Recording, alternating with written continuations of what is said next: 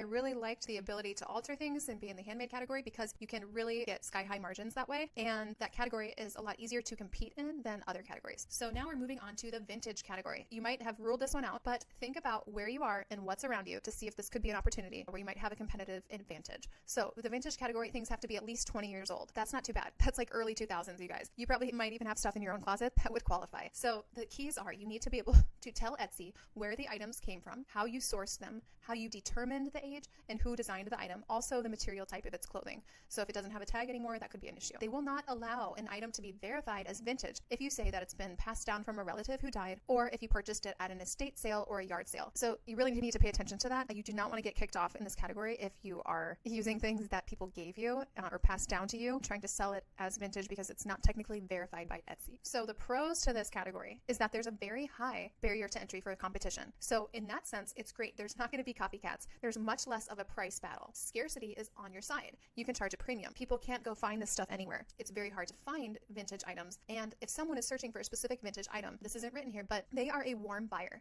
They are ready to buy. Someone who searches for a certain plate from a certain manufacturer from 1920, they want that plate. They're searching very specific terms and they're a warm buyer. It's a lot easier to get the sale. Also, certain geographical areas have a competitive advantage that you could leverage depending on what's in your local area. So if you live in a really historical area or an area with just a lot of opportunity to find vintage items, where I live here in San Diego, I have not seen much in terms of a vintage category being a big draw here. So to look around, certain areas of the country have a great opportunity here, and that gives you leverage over your competition. So your location can be a huge asset to you in this category if you see opportunity around you. Now, the cons to the vintage category is that your cash is a lot of times going to be held up in inventory. And this inventory, it might move a little bit slower because you have to wait until you have the right buyer. There might not be as many buyers for a specific item as there could be for kind of more of a mass market item. Cash is held up in inventory. It can be difficult to scale because you cannot repeat your successes, right? You might only have one of that item. So you're creating a listing for one item. That takes time. You're investing time in creating the listing. And if you're creating it just for one sale, you have to kind of put the minutes or the hours that you put into building that listing, your hourly wage. So you have to charge enough so that you're still making a profit after putting in all the work on the front end to create that listing. Another con is that inventory can move kind of slow. It's kind of a low sell-through business if you're not, especially if you're not an expert in the items that you're sourcing. If you become an expert in a certain vintage category and become an authority and really know what kind of margin you need and what kind of pricing you need, how in demand that item is, then that could be a great opportunity. But if you're not an expert in vintage, you might see that you have a low sell-through, and that's kind of discouraging. So it's not very scalable in that sense. And it's also potentially a more difficult customer because they have expectations based on photos and in your description. But being a used item, sometimes it's hard to convey every scratch or every imperfection, an item that's very old. So setting the expectations with them on a vintage item, it can be very clear to match that up perfectly with reality. I've seen a lot of returns, a lot of negative reviews, a lot of customer issues come up in this category. So just something to be aware of. And if you decide to take this category on, just be extra thorough in your photos, your videos, and your descriptions. So now I'm going to talk about the next category, which is supplies. Etsy defines craft supplies as tools, ingredients, or materials whose primary purpose is for use in the creation of an item or special occasion. Remember that. Supplies could be handmade, they could be commercial, or they could be vintage. Party supplies can be sold as craft supplies. So these are finished party supplies that I'm talking about. Keep that in mind because that's a huge opportunity. Now, examples of craft supplies are balloons, confetti, cake toppers, beads, paints, fabric, patterns, DIY kits, blanks of items that are used in crafts but are not ready to use as is. So not blank sweatshirts and t-shirts because those could be used as is. So what is not allowed? Mass-produced clothing or accessories that are ready for retail sale and blanks that are ready to use as is if needed, like blank sweatshirts and t-shirts. Okay, so what are some pros and cons to the supply category?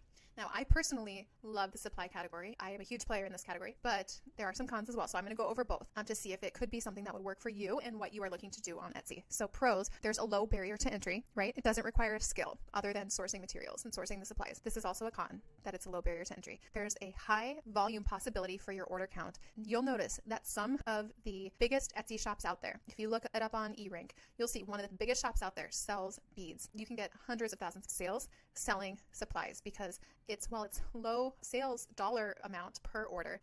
You get a really high order volume in terms of this number of sales per day. So you'll see that your order count at the top right under your shop name will climb really, really fast without much effort in this category, especially if you find a product that maybe a supply that is harder to find or a color of a certain supply that is harder to find. Another thing that I love about this category is that there's a higher likelihood of customers ordering multiple items from you in a single transaction. That's also going to increase your sales count at the top of your listing. For example, if someone purchases 10 different colors of beads that you offer, right? That's not going to count as one sale at the top of your listing. That's going to be 10 sales. So if you offer multiple colors of something, multiple sizes of something, variations of a supply type, it's going to be very easy to get customers to order multiple items from you in a single transaction. And that's another reason the count of your sales is going to get boosted, and it just elevates the whole reputation and the perception of your shop. So another huge pro to the supply category, which I'm experiencing myself, is that it's really easy to hire and train in employees. All they have to do is inventory and fulfillment. You do not have to have a production partner. You do not have to train in anyone on production. You just have to train people in on packaging and organizing inventory and keeping count of what's in stock. So it's very easy to train in employees and outsource that if you're looking to have more, not necessarily passive income, but not be so hands-on with every single order and doing the physical work yourself. So you can hire out the grunt work. This is a great category to do that in. It's also really a lot easier in this category to set customer expectations, okay? And remember how setting expectations properly and meeting those expectations when the customer receives their order, that's how you get a positive review, right? So when it's not handmade, it's so much easier to set expectations that are met by the item that they receive. So sometimes when there's a handmade element to it, it's a little bit difficult for customers to understand any imperfections or nuances just because it is a handmade item, right? It's not cookie cutter perfect from a factory, but supplies are typically cookie cutter perfect from a factory type of items. So it's a lot easier to provide a consistent product, and this really meets their expectations from what they saw in the listing. And the last pro that I have really seen in my shop is that there's so much repeat business for B2B customers. If you sell supplies on Etsy, you will become a supplier. You will become a vendor for other shops on Etsy, for other boutiques, for other,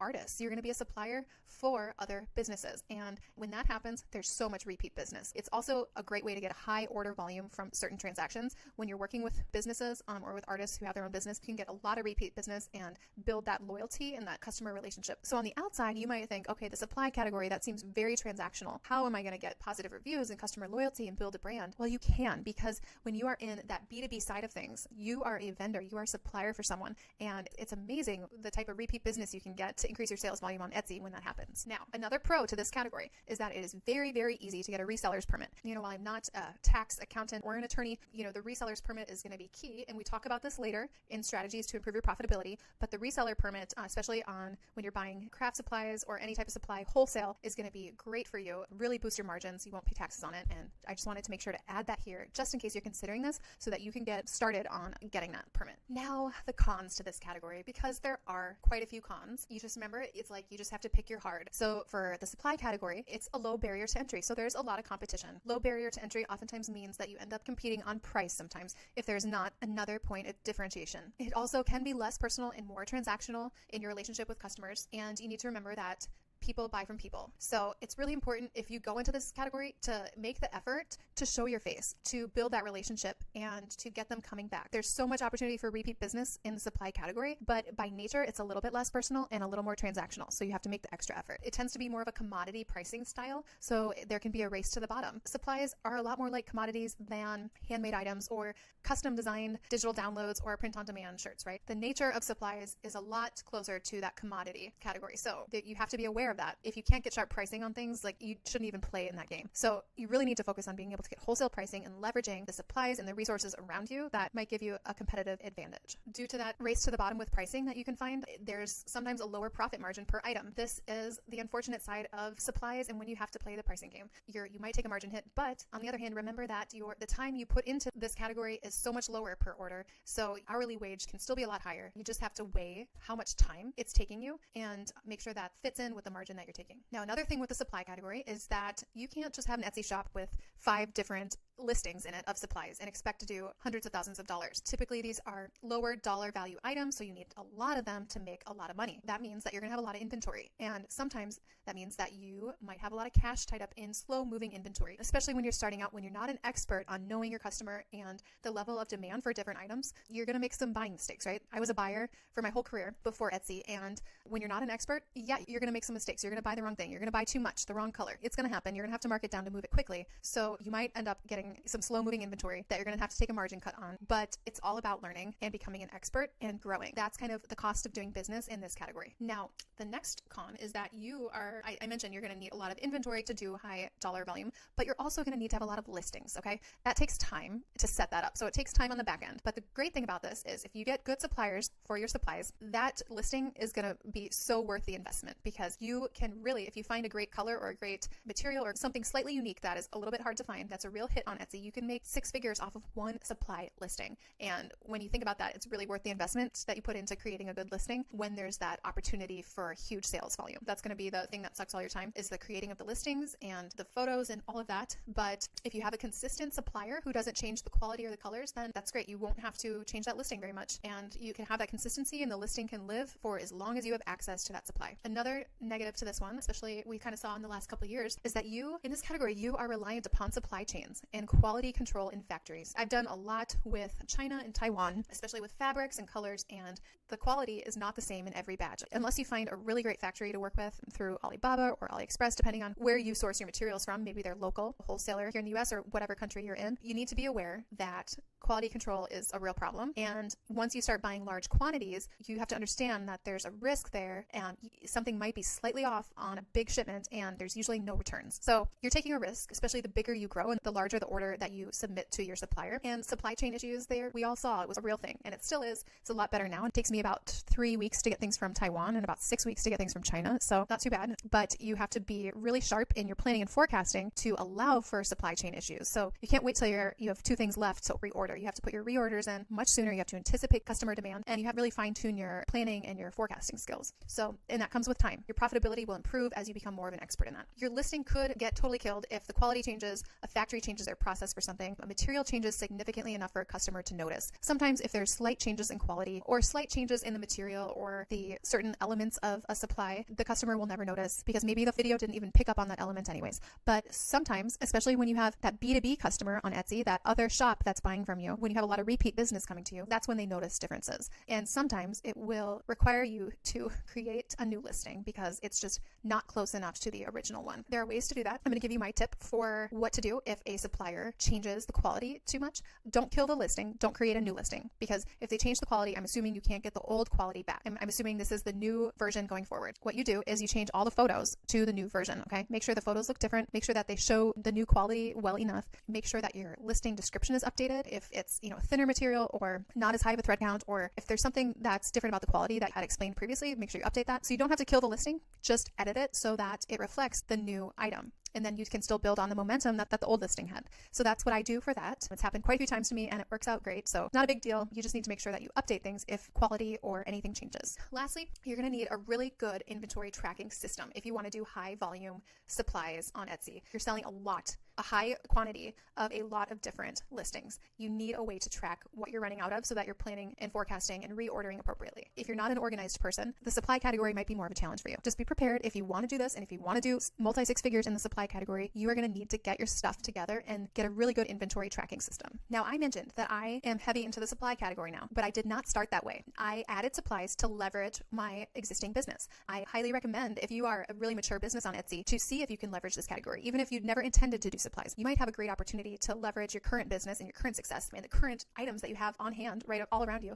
to do a lot more volume. So this category is a great way to get your sales volume as far as your order count or your sale count right at the top of your shop page higher, because these items are priced lower and usually customers buy multiples from your category of supplies. So like I mentioned, a customer can buy 10 different colors from you of this one type of supply, and each color counts as a sale in your shop. So there's 10 sales. Super easy. And if you have other things in your shop like print on demand, digital downloads, handmade, or vintage, this is a great way to inflate and to elevate all of your other listings, because it's giving the customer the perception that you're selling such a high volume. So they don't realize out of 100 sales, 90 of those were $2 packs of 5mm beads, right? They don't know that. They might think that it was your $100 beaded necklaces. They don't know the difference. If they're looking at your shop for your $100 beaded necklaces, the perception when they see your sale count at the top is that, wow, this person has a great record here. She's selling a lot of these. They're more inclined to assume that's what they're looking at. They're not sorting all of your products by price, lowest to highest, and guessing that you are selling the cheapest thing in your shop to get to that volume. Their customers are more likely to give you the benefit of the doubt and to think that you're selling what they're interested in to get to that number. So to leverage this category, which is exactly what I did here, was to utilize the materials, the supplies, and the wholesale opportunities in your local area to raise that barrier to entry and improve your profit margin. Part of the issue with supplies, if you don't have resources in your local area, you're likely importing it, or you are ordering it from someone who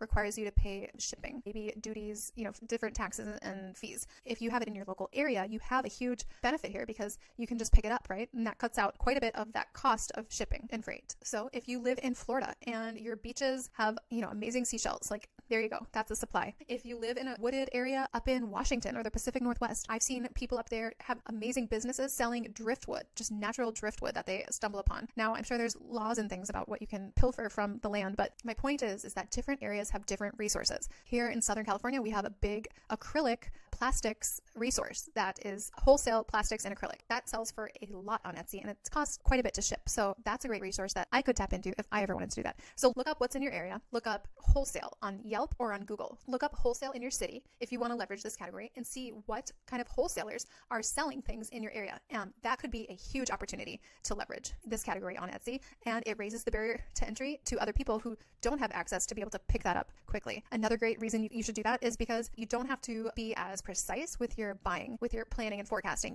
Because if it is a local vendor where you can buy wholesale directly from them, 10, 15, 20, 30 minutes away, it's a lot easier to buy things as you're growing and to lean into what's working. So testing a bunch of different things and then buying more of what's working, that's a huge advantage that you have. Now, if you have an existing Etsy business or you plan to develop a high volume Etsy business, then I suggest that you can really leverage the supply category to move your inventory and your supplies faster in your other business and in the products that you make. So you can literally, let's say you make beaded jewelry, sell the beads, sell the clasps, sell the supplies that you use to make them. Now, I recommend making this a separate category of your shop. A separate section is what they call it. And you adjust this in the listing itself. And when you add these listings, these supply listings, you go to your shop homepage and I will show you this, but you custom sort to move all of the items to the end. So when a customer lands on your shop, they're not seeing on the front page a huge mix of items, right? You want them to see what your most profitable items are. I recommend putting the supplies all the way at the end of your list of listings. In the sales volume, if you do this, if you sell your supplies, we did an extra $30,000 to $50,000 a year to our shop's sales volume. So it is so worth the time. You already have the supplies, you already have the inventory in front of you. It is a great idea to leverage that if you can. Now, this is totally optional. You do not have to have a supply category in your shop, but it's something you may want to consider, especially if you are very large and you are looking for additional ways to move your inventory and to open up cash flow. This is also one of those categories that you can hire and outsource someone to do the packing and shipping for you so easily. So it is a super, super easy way to grow with things that you already have, and it improves your cash flow so much. So we did $30,000 to $50,000 when we added supplies. We probably do even more than that now, but it's really quite effortless because you don't really have to be intentional about buying things specifically for that category. You can literally start with what you have. And